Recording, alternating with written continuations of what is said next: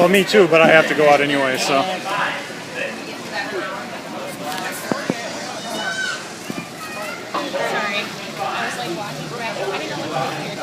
Sorry. Welcome. If you are on the streets, you should come in here and listen, because we would like you to. They're going to all want to come soon after they hear from you. My name is Natasha Mortensen. I'm here to moderate this legislative forum. I'm very excited that you're listening, and I'm very excited to have Jeff Backer and Dave McNamara here, Representative Backer, currently serving for us. And I'm going to give them a couple minutes here just to introduce themselves and to tell us a little bit about them, so we are aware of who we're hearing from today.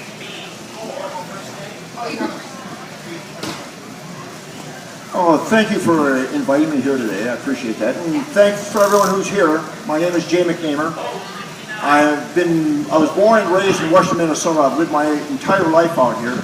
In 1971, my wife and myself moved to Elbow Lake, where we both taught school and retired and raised 2 daughters. Both my wife's family were farmers and my folks were farmers. So we come from a farming background. When I was in Elbow Lake, after I retired, and before I retired, I was a volunteer fireman for 20 years. I was an EMT for 34 years. And after I retired, they asked me to run for mayor, so I was mayor for 4 years, and then I ran for the legislature, was elected in 13-14, and I had a great term. Western Minnesota by far is the best place in the nation. We have a great time living out here. And you know what? I'm glad to see everyone here at the Stevens County Fair. Tradition for Minnesota, county fairs, and I hope that tradition never ends. Thank you.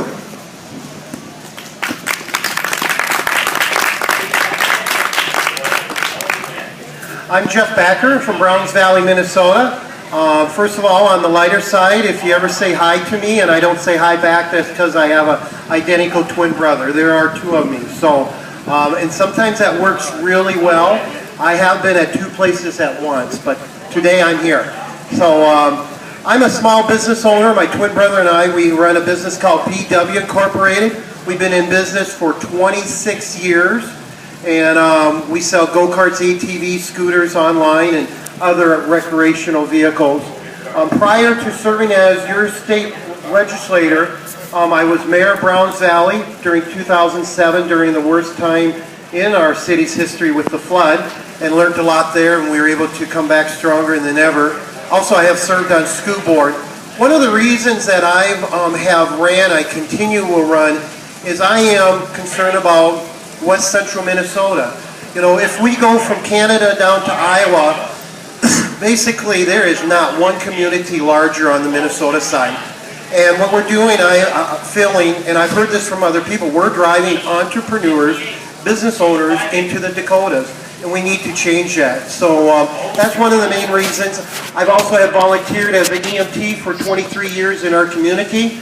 I've served on our church board, teach release time, and volunteer in several different. So like a lot of people in West Central Minnesota, it's us who keeps things going great, us people volunteer, so I appreciate that too. So thank you. All right, thank you very much. Thank you, yes, thank you. So we're going to start here with some questions to see what we have to hear from both Jay and Jeff. So what we're gonna do here is we're going to give each person a chance to talk for each question. We'll switch each question back and forth, so they will have chances to talk first and second. And are there any questions from you guys? Awesome. All pros. Yeah, you have 2 minutes, correct? And we have a timer, so we'll keep you on board and on time. So our first question today: if you were to be elected into office, what would your priorities be related to agriculture and rural Minnesota? And we're going to start this very first question with Jay McNamara. First of all, our priority right now is to get the markets in line, and I don't know if we can do that. We're having probably one of the best years as far as putting in our crops, and if we can get them into the bin, we've had in a long time. But the prices are down. And I'm concerned about that. You know, I grew up a long time ago. In 1969, I had a chance to farm. Robin's dad asked me to join him, and I turned him down. And I kicked myself for that because after 1969 through the 70s, we had the biggest years ever in agriculture. Wheat went from $1.50 a bushel to $5 a bushel. Soybeans went to $10 a bushel. We were making money that we'd never made before.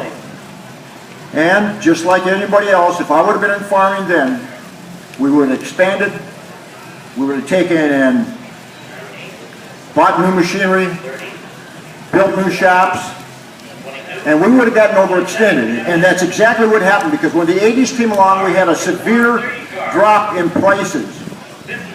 And the value of ag land went from $2,000 an acre to $800 an acre.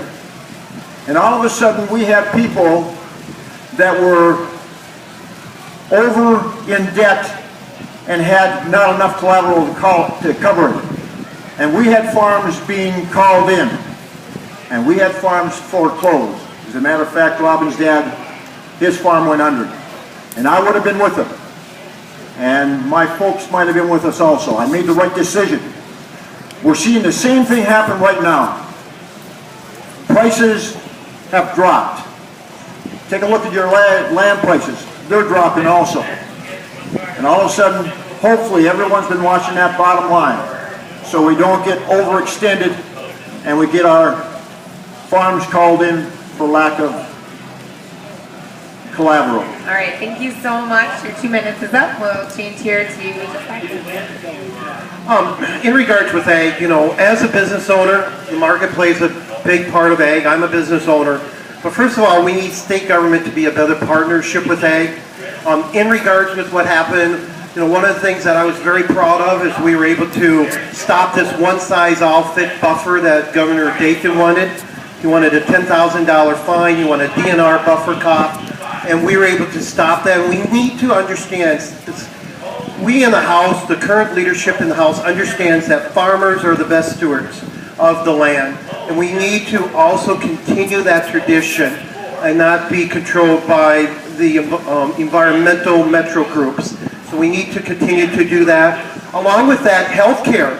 Unfortunately, I've been talking to people with healthcare. We need to fix MNsure. MNsure has been a dead disaster, just like Obamacare had.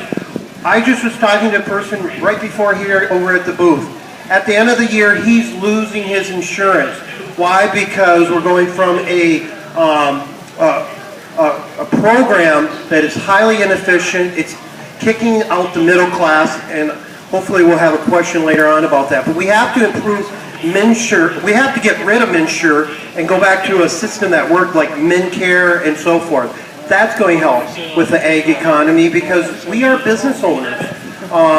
And as a business owner, if we cannot have good healthcare products, that affects everybody. So it's going to get the small farmers out of ag, and we don't want that. We love the family farm is the strength because how ag goes in our economy here in 12A affects us all business owners, families, schools, and so forth.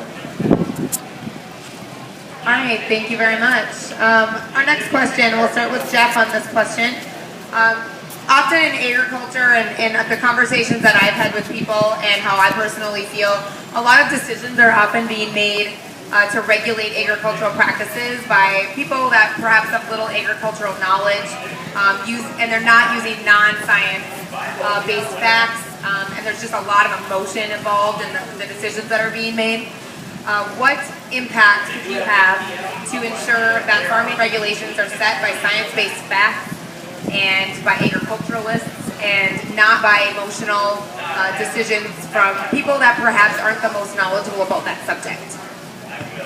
Sure. One of the things that happened in 2014 is we switched the House from one party to another party. We all know it went from Democrats to Republicans. What we did was we made some common sense solution. We put farmers on the Ag Policy Board. Paul Anderson right over here became the chair of all ag policy. You want a farmer dictating policy. You do not want someone like Gene Wagenius from the environmentalists dictating policy because they don't live it. It's just like me. I run a business. If I have someone that comes out and does not understand my business, Same thing here. We need agriculture. Just like Rob Hamilton, who's the head of Ag Finance. We're having good people who understands ag. If you don't understand ag and you're trying to dictate policy, that's a bad thing. I have no problem saying that, because we saw that. We saw that before many years and so forth. What we understand out here and what the majority makers of the House understand 2 years ago, farmers are the best stewards. So we want to make common sense solutions based on experience and not based on just hearsay and so forth. So, and I'm a chemist. Very few people know that. I get it. I have a chemistry degree. I understand science. And when you have people that are making decisions that don't have the experience and don't have the background, you get poor laws, and that's what we have seen coming out of St. Paul. That's why we need strong people like myself at the Capitol who's not afraid to say common sense things to protect agriculture. And that's what I have done, and I will continue to do it. What we probably should have is more farmers running for the legislature. That would be the best thing. And you know what? Even if you're not a farmer, like I'm not, we did grow up in a farm background. And farming has been close to our hearts all the time. We do have to keep our legislators informed, and that's the job of Farm Bureau and also Farmers Union, and they generally do a pretty good job of it. But you know what? There are times when decisions are made by non-farming people, and if the decisions aren't right, we've got to set them straight, and we can do that. It just sometimes it takes going into his office. Sometimes it takes you to go on to Capitol Hill and go into your representative's office and tell him where he should be. Not all decisions are right. And we need help. And you know what? A good legislator will listen to you. Thank you. Thank you very much for both of your comments. Our next question, we'll start with Jay. What is your view of the current buffer regulation? You know, it's interesting. I own farmland, believe it or not. I got my farmland from my parents who passed away. I have what's left of our farm. We salvage it. I've been managing it since 2004. When the buffer regulations came out, I was scared to death. Our farm is sandwiched between the Wild Rice River, the Marsh River, and we have a judicial ditch that runs along another side of it. Every inch of our land is navigable water falls on it, or it's public water. I thought our whole farm was, and it's not big, our farm is small. I thought it was all going to have to be put into a filter strip or into CRP. And I've been going to workshops put on by Farmers Union, by Farm Bureau, to help us understand what this filter strip is all about. My concerns have been reduced. All of us farmers and all of us that own ag land, we want to have clean water. We do not want to lose any acreage because that takes money out of our pocket. But we'll do what we can to keep that water as clean as possible with as little impact as we can on us. And you know what? What I've seen, it's workable. We can do it. On our farm, my folks were naturalists. They kept habitat for deer and pheasants. They built shelter belts. We're not going to lose an acre. And that's an indication that maybe this filter strip bill isn't as bad as I thought it was. And you know what? I wasn't the only one who was concerned about it. I have a follow-up question to that question that I just asked about the buffer regulation. So we're going to just start, I'm just going to give this to Jay and then we'll let Jeff.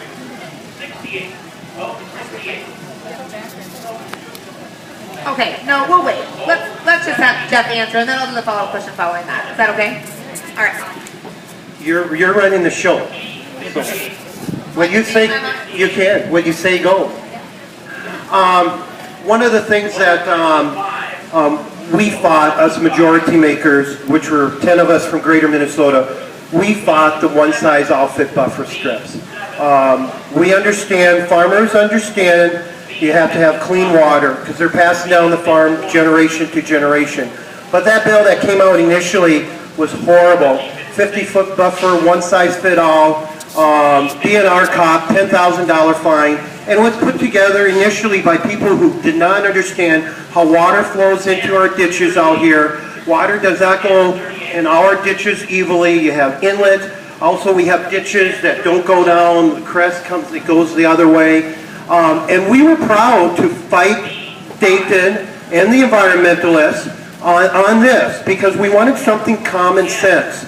There are still changes that we have to do because one concern I have is we're taking land out of production. So where's the compensation? Paul Anderson right now, Representative Paul Anderson over by Starbuck, is working on a legislation to address that. So we were able to take that very bad bill and make it as a bill that was current law and make it more workable. Am I totally 100% happy with it? No, but there are some things that we were able to fight it off and at least have some common sense, and we still have a lot of work. So we do need to protect our lands from erosion, and the farmers do that. They understand their production better than anybody sitting in St. Paul. Okay, so now to my follow-up question, and we're going to let Jay answer it first. What would you do to ensure the intent of the law that is written and passed for agricultural production and environmental concerns, that they're being followed by the regulatory agencies that are following through with the law? Well, first of all, we got the Soil and Water Conservation Department that's supposed to regulate in our counties, and that's followed by Bowser. The two of them together do a good job. I don't know if you guys work hand in hand with the Soil and Water Conservation Department. In Grant County, we have a gentleman by the name of Joe Montoni. He's outstanding. He's been working on clean water for 10 years. In Grant County, we have 95% of our shoreline buffer strips in place. We're not the highest percentage of shoreline buffer strips in place in the state. We're the highest in the nation. We have a gentleman I feel that should be running the whole thing for the state of Minnesota. He's doing a great job. Working with him, working with Bowser, they will make sure, and that's the way it's supposed to be done. That's the way it's supposed to be regulated in Minnesota. And they will do a good job. One of the things that we fought for is local control. We need to make sure that the law is obeyed by local control. One of the things that concerns me, and I've seen this over the last 2 years, we have agencies who step out past rulemaking and try to dictate policy.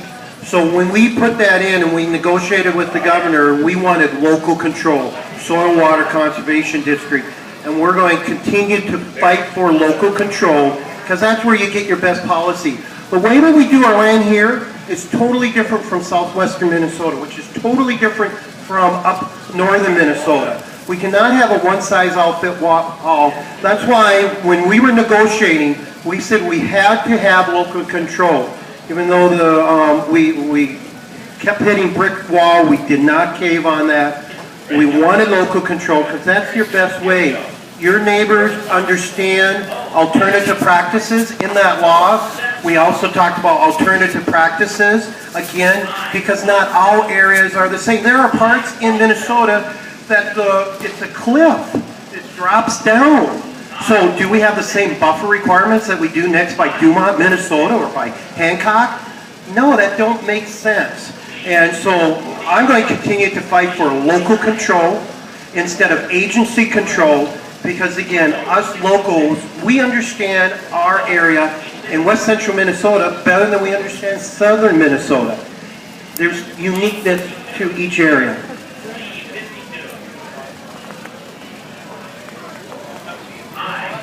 Any interjections? No rebuttal?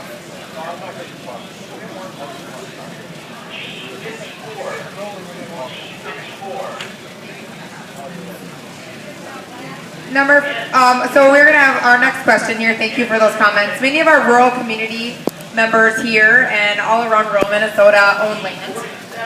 What do you think you could do to fairly divide the tax burden for people that do own land? So we're going to start with Jeff first. Thank you for the question. One of the things that we put in, we started with that, helping with landowners and farmers in this year, was in regards with the property tax when you build a new building. We know that we have a responsibility to our children for education, but we also know that landowners will burden a tremendous amount of property tax increase when a new building is built. Well, one of the things that we introduced in the House side would it be just like an operation referendum, house in 1 acre. Over the process, and that's what the legislative process does. You work with other stakeholders to come out with the best, hopefully the best bill. And what we came out with that was in the tax bill, that was vetoed unfortunately by our governor, was supported by 89% of the legislators, 100% of the Democrats on the Senate side, would be a 40% tax credit for landowners that were affected by a referendum, bonding referendum to build a school, just like we saw in Rosset, and so forth. So that's something that we worked on because you're a landowner, you do have a vested interest in the education of your fellow neighbors. But like in Rosset, unfortunately, 80% of that building was put on the landowners to pay those property taxes. So this is why, and St. James had a similar problem. I believe it was St. James had a similar challenge. So we put that into law. We need to continue to do that because obviously taxes add to your increase of your operation costs. I see that as my business owner. I also pay property tax, and the 40% reduction in the revenue from bonding for schools was a good deal, and I supported that. It should have passed, and there's still a chance for it to pass if we have a special session. And right now, our farm families are hurting for cash, and the 40% reduction in the school referendums is a good way to help them save some money. And I think that's something that should go through. If it doesn't, it should come up next year. Thank you. Next question. How will you influence the health insurance issues in Minnesota? So we'll start with Jay. Yep, sure. How will you influence the health insurance issues in Minnesota? Well, reduce the premiums, that would be the best way to do it. That's a tough question. Health insurance premiums are generally set by the health insurance companies. I see Blue Cross Blue Shield has taken and dropped them away from individual health policies because it's too expensive for them. MNsure was set up for a reason to have 5 different health insurance companies compete for premiums or compete for customers. And competition has helped to keep the insurance premiums down. Hasn't done that. Yeah, I have no answer for that. I am not sure how we can keep the health insurance premiums down. I do realize this, though. I believe everyone deserves affordable health care. If it needs state or federal subsidies to keep our health insurance premiums down, that's something I'm for. And if we have to go to a single payer policy, we need to do that. Health insurance should be something that we all have. It shouldn't be just for the wealthy. Thank you. Health insurance is good for everybody, but MNsure has not done that. MNsure is a disaster, just like Obamacare. I'm not trying to make it political, but I'm stating a fact. When you take individuals out of the pool, and you see an increase, you saw, is it Prime One? Now Blue Cross, I don't have all the names, but Blue Cross just recently have got out of it. It's because what we're doing is we're taking the middle class out of the insurance pool and we're transferring to a very expensive pool with MNsure. Minnesota, before we put the disaster of MNsure in, we had MnCare. 92% of Minnesotans had health insurance. We were a leader in providing health care. Washington needed to follow us. We are seeing price increases because we are having a program that does not give us competition. We can't go outside of the state, which that's something that we tried to pass.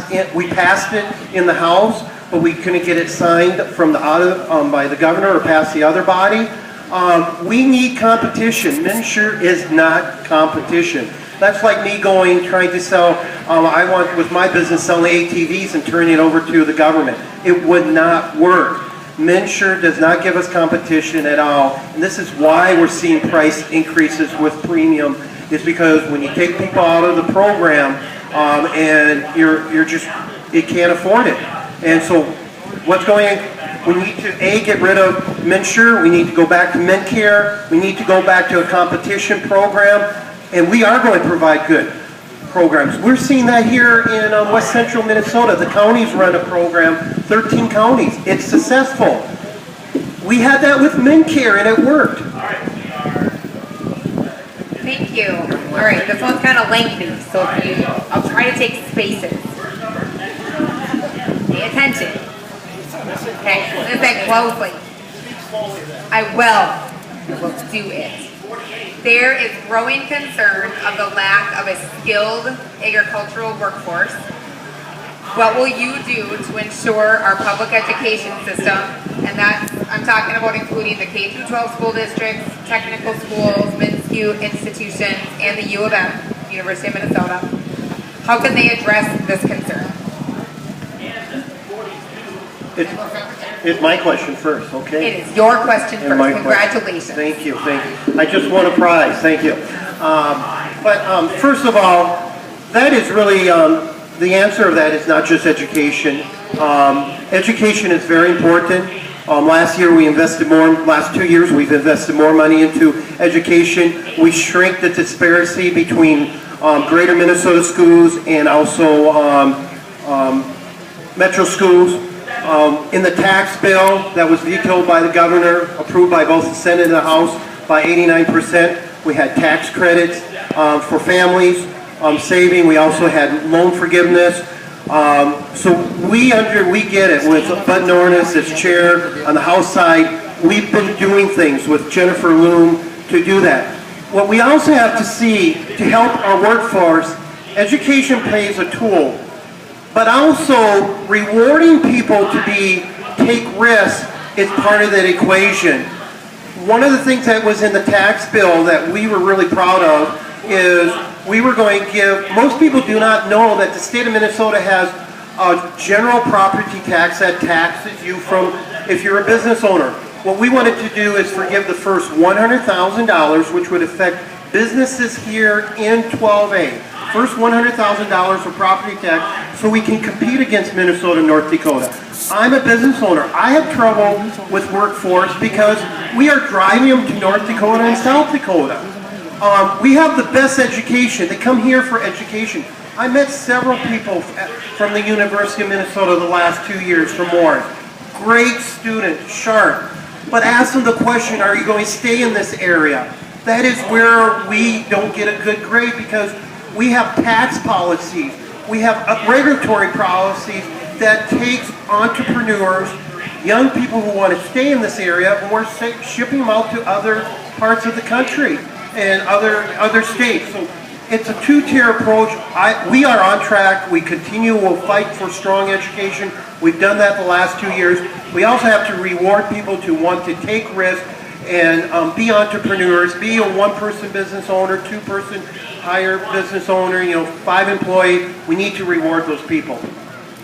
And I think I'm 2 minutes. I'm sorry. Well, that's okay. I've been around a long time. I taught for 38 years. I've seen some changes in education that are unreal.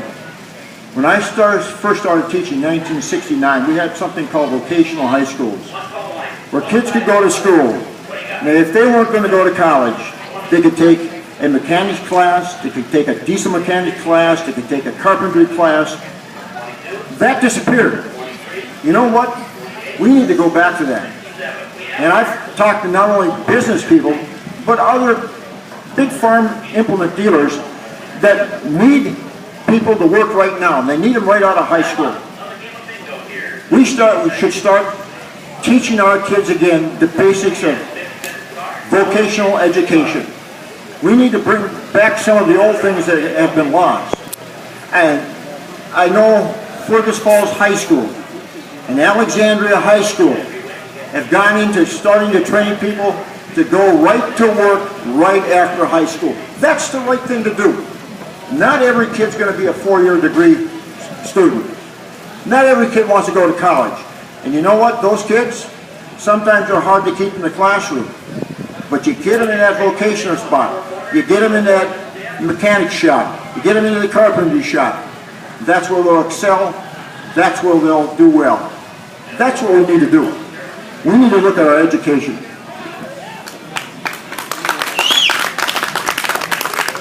Thank you. For the past few years, transportation funding has been identified as a priority. Legislative outcomes have fallen short of accomplishing any results at all. What do you think should be done to address transportation concerns across our state? And we will start with Jay. That's a good question. Here in Greater Minnesota, we don't have mass transit. We don't have light rail. What we have is our roads and bridges and highways. And you know what? They're not doing well. We need a stable amount of funding for transportation every year. I've never been a fan of the gross sales tax on fuel. And what we need to do is this. We need to look at possible license fees. We need to look at increasing the gas tax per gallon. We may maybe even have to take a look at our sales tax. But what we have to do is this, is we have to work together with all entities, Republicans and Democrats, metro and rural, and come up with a compromise that works for everybody. We're not the only people that needs substantial roads. The whole state does. We got to work together. And you know what? I haven't seen that being done. We got to sit down and we got to put our self-interest aside and work for the benefit of the whole state, not just ourselves.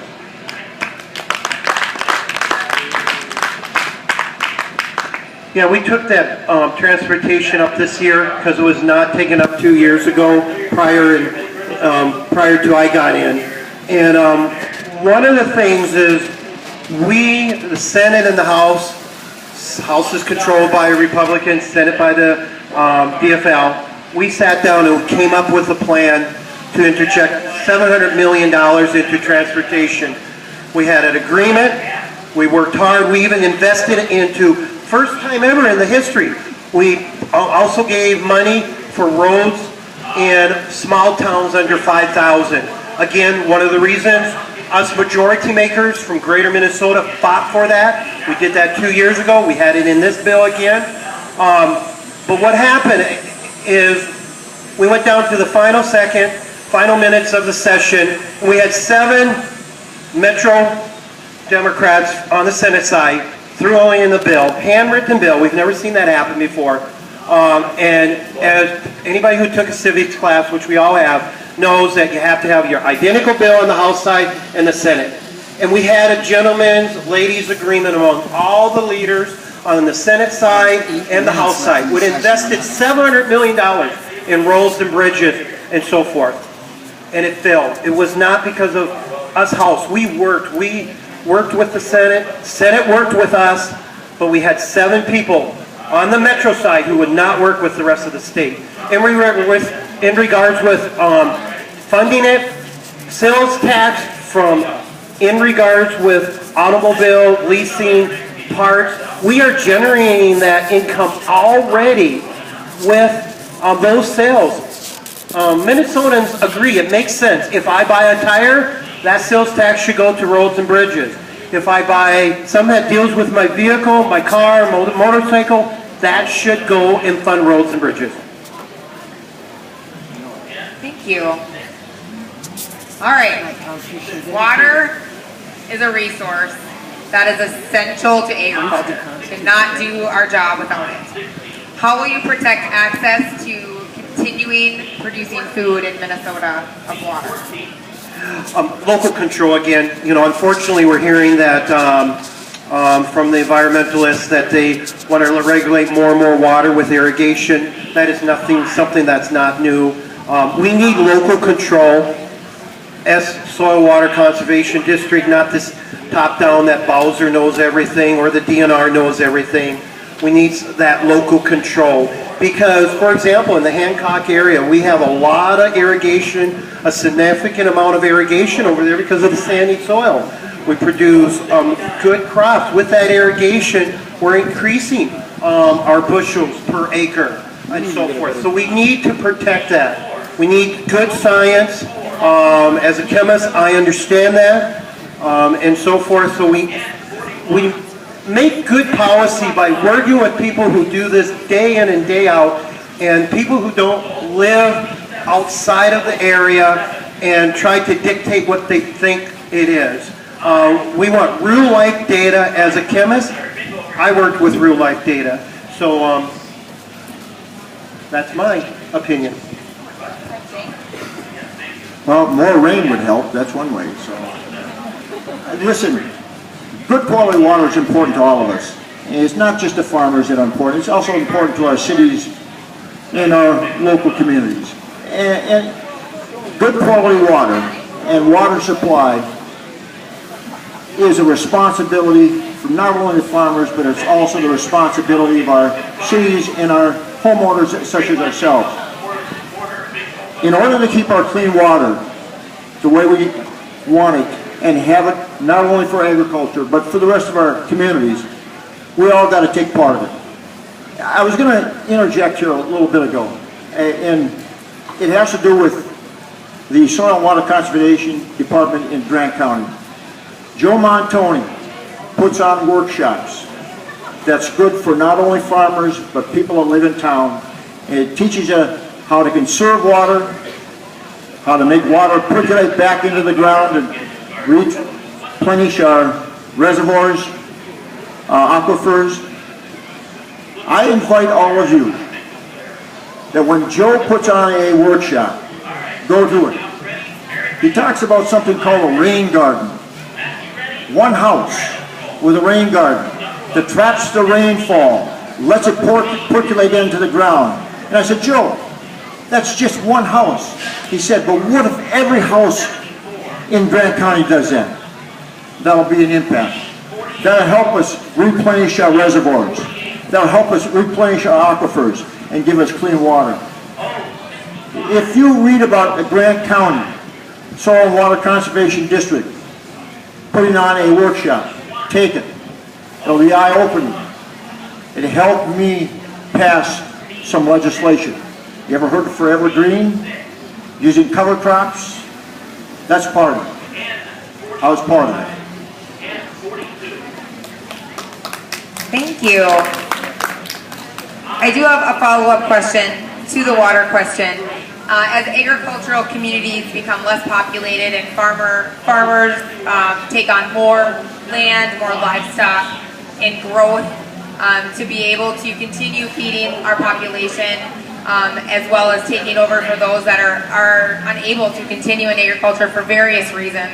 How can you help the access to water when it comes to livestock consumption and irrigation and any use?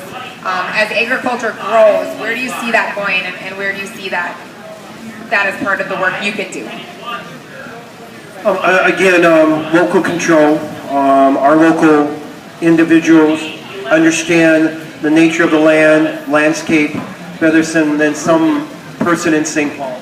So I'm a big believer of that local control. We'll continue to fight for it. We fought for it before. We're going to continue to fight for it because we do have to feed the people. You know, ag produces roughly 20% of Minnesota's economy. one of the things we have seen a decrease in our tax revenue in the state is because our ag economy has gone down because of the market, and we can get in that debate themselves too, but ag is a major engine for the Minnesota economy. And when we have a one-size-all type of policies, it just limits creativity, it limits, I mean, look what we've been able to do from the 60s, 70s, 80s with production of output from bushels and so forth. And that comes because we're rewarding risk takers, entrepreneurs to be successful reasonably because they don't want to, you know, they want to be good stewards of their land. So local control. Like I said before, I've been around a long time. When I was in college, I wrote research papers on how to feed the world. I went to college in the 60s, and there was a severe concern about worldwide famine. We had a gentleman at the University of Minnesota by the name of Borglum. I don't know if anybody knows who he is. He started something called the Green Revolution. And farmers in this nation and in Minnesota started producing enough food to feed the world. That's amazing. And that's a tribute to our university and our state. The only trouble is, we produced more food than was necessary, so our crop prices went down, which is okay. But a big part of that is we have to have a good supply of water, and we have to be careful that we don't pollute it. I never in my entire life thought I had ever seen Minnesota hurting for water. In southwest Minnesota, they're building a pipeline from the Missouri River to southwest Minnesota to bring water there because they need it. I couldn't believe it. We got to take care of our water. We got to make sure it stays clean, and we also got to make sure it's not used up. Thank you very much. That is all my questions I have for you today. It has been very interesting listening to both of your views, and I hope that everyone enjoyed listening. We are going to give you a 2-minute closing statement time. So we will start with Jeff. First of all, thank you for coming this evening, late afternoon, early evening. I've been an independent voice for 12A. We'll continue to do that as a EMT, entrepreneur, father, husband. I will continue to fight for rural, greater Minnesota life that we have. I've done it already. We actually have, us majority makers, have worked with suburban reps, we've worked with metro reps, we work together, and that's why we were able to pass a significant tax bill that gave tax relief to college, help with loan debt with college students, help family farmers, help business owners, help families saving for college. We passed that. We worked together. I mean, we had 89% of the legislators voting for it. All the Democrats in the Senate, 129 reps in the House. We worked together. We had one governor who vetoed it. Yes, we want to still get that. We worked together with the Senate with the transportation bill. 2 years ago, we worked with the Senate with the education bill. That's what gets things done. And that's why it's so important not to have a one-party control, having independent-minded people like myself fighting for greater Minnesota, and I'll continue to do that. Thank you.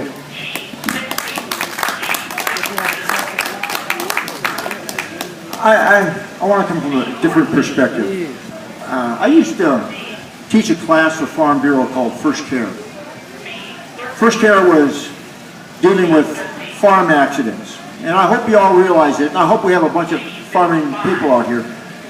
Farming is probably the second most dangerous occupation in the nation. They say professional firefighters are number one. The reason I'm bringing this up is that class I taught prepared people for serious accidents on their farm. This past week and a half in our community, we've had 2 young adults die in farm accidents. One was in a grain bin. One was out checking his silos on a 4-wheeler. And all I can say is this is the time of year when farm accidents happen. This is the time of year when we start our harvest and we start pushing hard to get things done.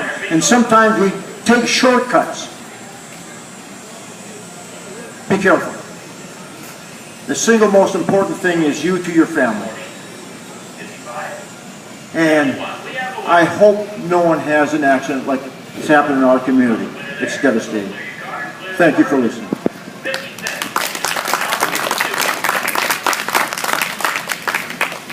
All right, I would love to thank Jeff and Jay both for being here today and taking your time with us here at Stevens County Fair. Everyone enjoy the fair, and I hope you all get to eat everything you wanted to before you came.